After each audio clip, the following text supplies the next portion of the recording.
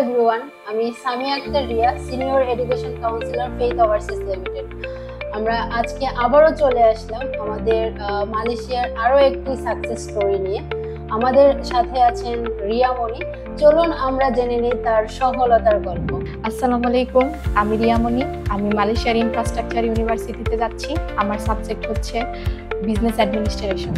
আচ্ছা রিয়া মনি, তাহলে ফেইথের সাথে তোমার পরিচয়টা কিভাবে?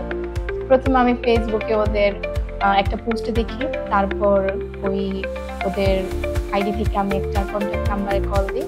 তারপর আমি ফেইথের অফিসে আসি এবং এইখানকার আপুদের সাথে কথা বলি, সিনিয়র কাউন্সিলরদের সাথে কথা বলি।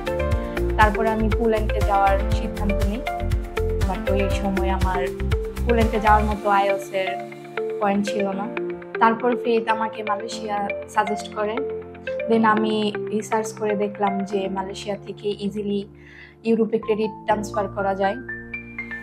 দ্যাটস ওয়াই আমি মালয়েশিয়াতে অ্যাপ্লাই করি। তাহলে তোমার এই যে ফুল জার্নিটা, এই জার্নিতে তুমি কোনো ধরনের প্রবলেম ফেস করেছো কিনা? আসলে এই জার্নিতে অনেক ধরনের প্রবলেমের সম্মুখীন হতে হয়। যখন এই প্রবলেমের সম্মুখীন হলাম তখন আমি ফেইথকে জানানোর পর ফেইথ সবসময় আমার সেই প্রবলেমটা ইজিলি সলভ করে দিয়েছে। আচ্ছা, তোমার মতো যারা দেশের বাইরে উচ্চশিক্ষার জন্য যেতে চায় তাদের ক্ষেত্রে তোমার পরামর্শ কি? যারা আমার মতো বাইরে উচ্চশিক্ষার জন্য যেতে চান, আমি তাদেরকে বলবো যেন ভালো একটা গাইডলাইনের কাছে যে আপনাদের অ্যাপ্লিকেশনটা কমপ্লিট করেন এবং পরামর্শ নিয়ে।